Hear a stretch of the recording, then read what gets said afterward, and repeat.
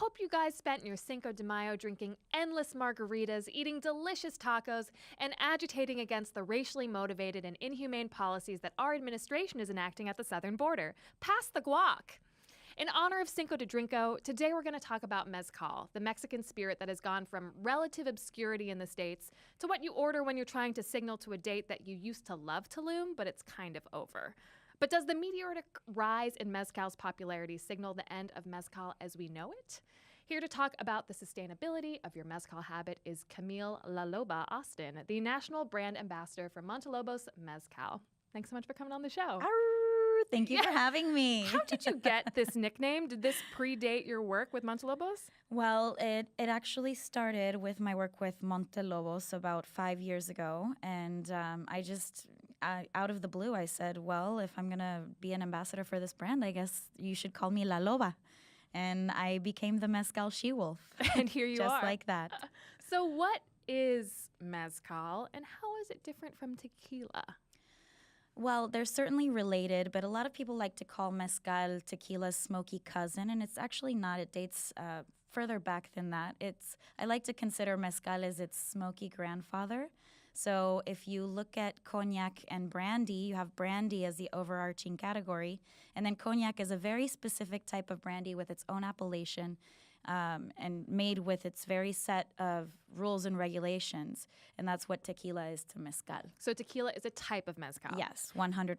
And talk to me about this smokiness, because not all mezcal is smoky, but I think that people think about that sort of smoke factor when they're ordering mezcal. Absolutely. And it is a small distinctive element, but it's certainly not the main one or the most important one. And we get the smoke only because of how we're cooking down these agaves, and we use an underground brick or stone oven to cook the agaves down several days at a time. So it's just like if you were making a barbecue.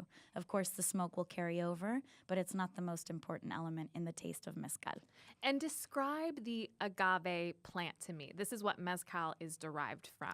100%. It's one of the most complex and complicated and evolved raw materials that we use to make spirits.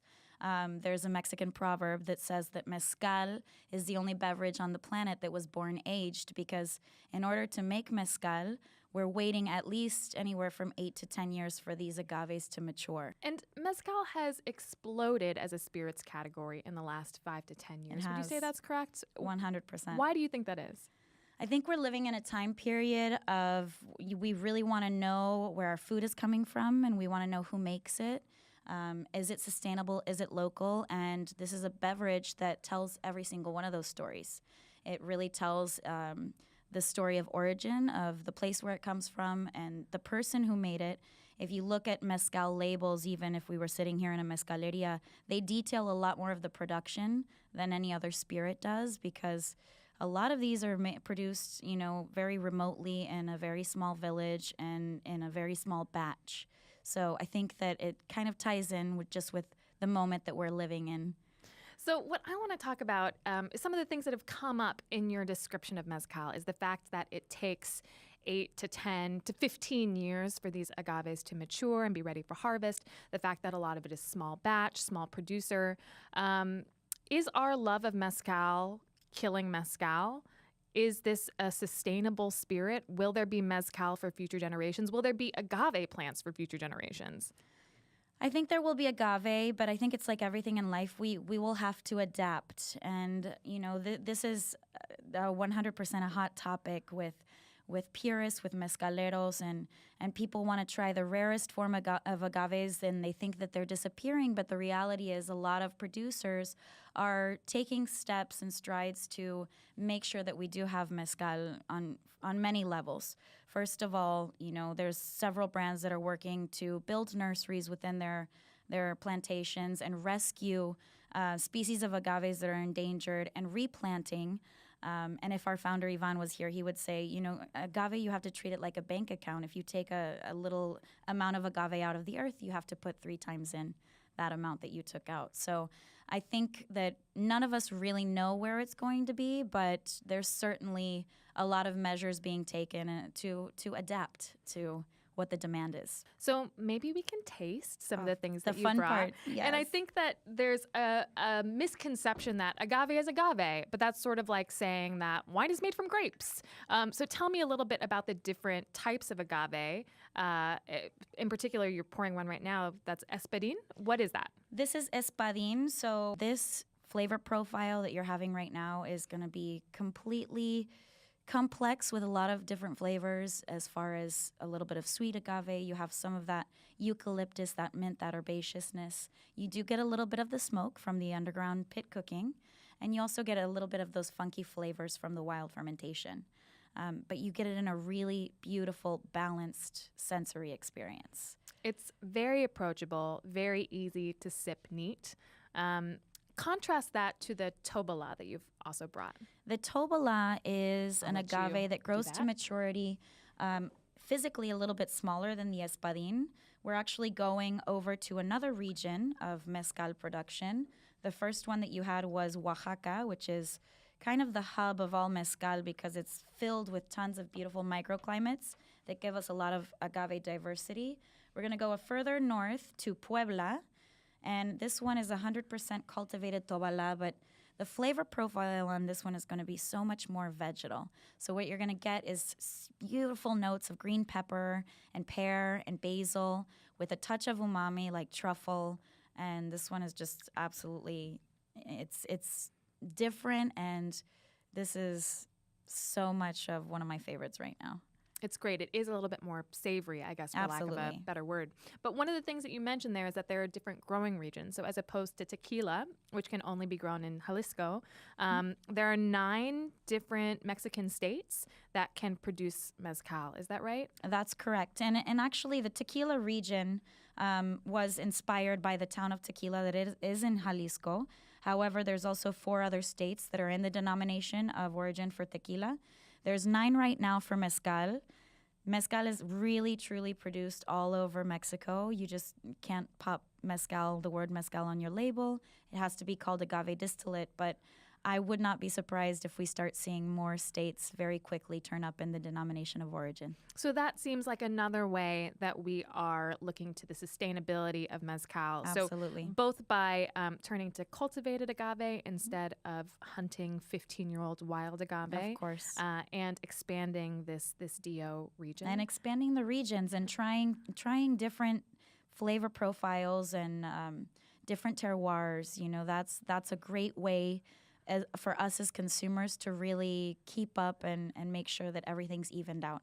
How does Montelobos and the rest of the mezcal industry, how do they ensure that these small family farmers are being taken care of and that there's going to be future generations of farmers who want to stay on the land? Well, we have a really great relationship with each of our mezcal producing families. We only produce in 2 palenques. Palenque is the name of a mezcal distillery. And we work with 2 families only, but what's great about Montelobos is we have a full partnership with each one of those.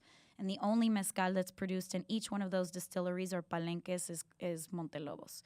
So as far as, you know, making sure that they are taken care of, I mean, the land is as much theirs as it is ours, as well as the production site. And in the case of our Oaxacan production site, we are now seeing the 5th generation of the Lopez family that are now going to London to study English and coming back and helping us host the groups when we have visitors and really talking about their heritage, but they're able to do so themselves instead of needing a translator. So, you know, those are ways that we're really looking to the future, and they're very, very important to us.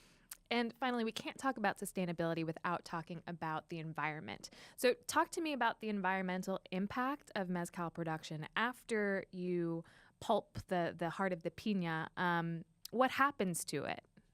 Well, we extract everything, and this is another great opportunity to move towards a more sustainable production because you're left with fiber, right? It's called bagazo.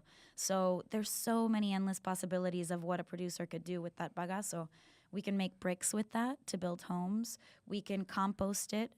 Currently in our palenque in Oaxaca, we are investing a lot in a really huge composting system so that we're able to reuse that to fertilize our soil and continue to make mezcal for the future. So it's all kind of a cycle, and there is one element of heritage and of the culture of mezcal, which is, passed down from generations, but it's up to us with the knowledge and the innovation of the future to be able to continue that tradition for many years to come. And my last question to you is, if somebody is interested in mezcal or has discovered that they have a taste for it, what are questions that they can be asking a knowledgeable bartender about the mezcal if they want to make sure that they are supporting the sustainable production of the spirit?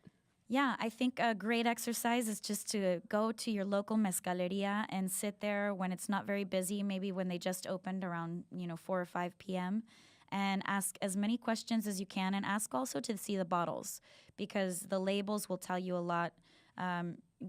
Of course, start with sipping if you want to get into mezcal, with sipping espadín, because it is the most common and what's most available. But ask about other regions and ask about the families producing it, and ask whether they are producing in an industrial way or in an artisanal way or even an ancestral way. So all of these are really kind of elements where you can choose, and the bartender can guide you in order to support those families that are really doing it the right way. Great. Camille, thank you so much for coming on the show. Thank you.